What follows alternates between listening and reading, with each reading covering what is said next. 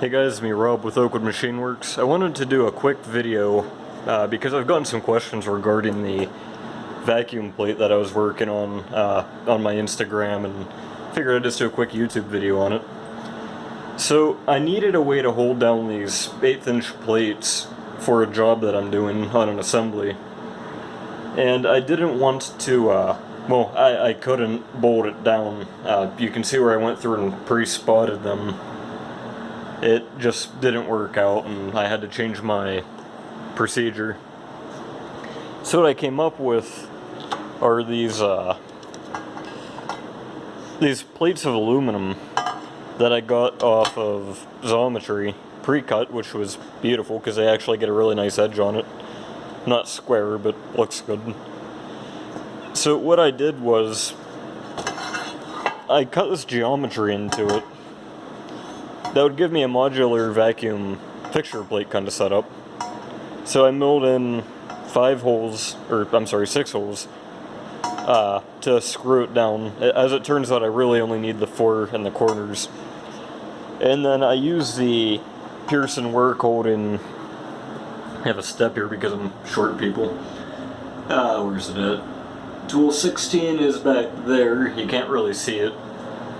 But it's a gasket cutter for the J. Pierson gasket, which is what I'm using.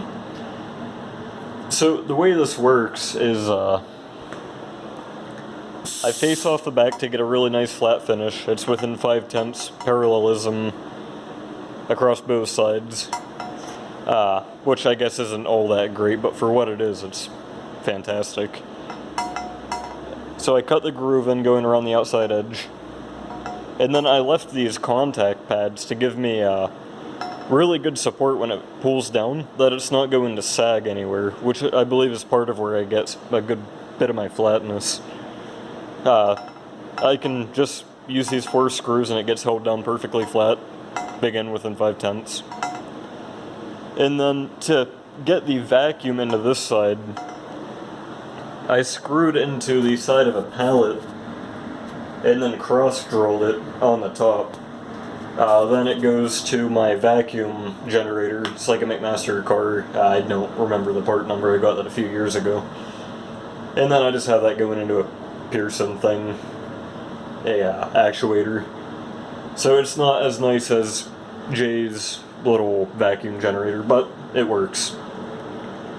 And I haven't had any...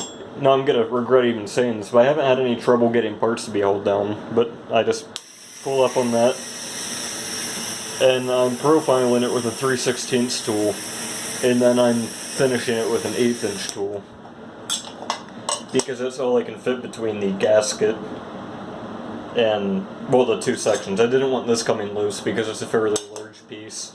On this end I have these guys, but they're fairly flimsy, and the coolant blows them away.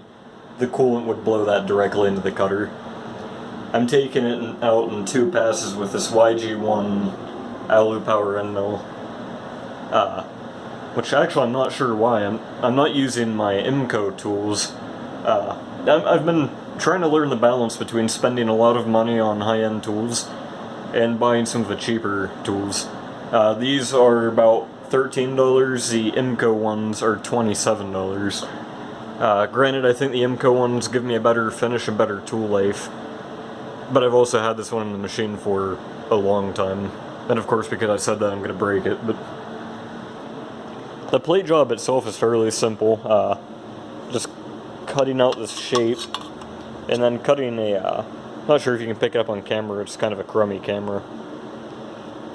It's like a 20 thou web, 20 thou thick. So it's pretty easy, just took some time getting the fixture made, but it's worth it because now it's modular. But back to this guy, I'm using dowel pins to relocate. So my 0 point is based on the center of the Pro pallet system, and on the top of and for each part is based on the top of the fixture. And then to relocate those, I'm just using these 1/2" 3/16 dowels. It's an interpolated hole that I just pop it down into, and that'll relocate it pretty well, I think. There's no slop in that. Like, just at all. It's a perfect sliding fit. Actually, it's a little stuck now. Okay, well, it's gotta be there anyways. So, yeah. I did that. I made a few mistakes. I wanted to make a general purpose grid plate. I mean, it works just fine. But one of the mistakes is, actually, is me being in a hurry and lazy, is I didn't have these dowel pins to relocate for up to when I made the grid plate. So the grids are 15 thousandths out of parallel compared to the two bores, which when I use this, I'm going to be using oversized stock, or I'm going to be running something like G68 coordinate rotation. So it's not a concern to me. It's just one of those things that when you're using equipment that can hold under thousandths of an inch, you like to try to hold under thousandths of an inch as much as you can. So there was that, and I was a little off on my pattern. You can see these squares are a little bit longer. I kind of got into a hurry. I knew the mistake was there before I went into cam and made it, but I was kind of like, why am I spending a whole bunch of time on this? So yeah, I just moved on. It would have been a quick fix, other than SolidWorks and Fusion 360 both do this with large patterns, is it just completely stalls out. I mean, I have a workstation, it does it there. My Surface would just completely crap out.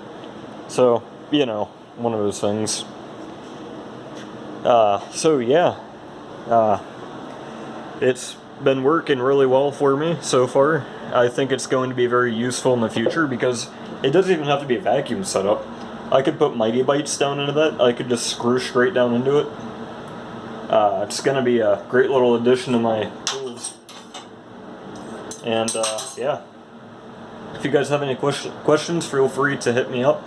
Oh, yeah, I'm sorry. One other thing is my breakthrough points. I use an 089 drill because it's standard in my machine. It's always there. And I can thread it for a 440 set screw and plug those holes off if I ever need to for whatever reason. Anyways, guys, thanks for watching. Let me know if you have any questions, and take it easy.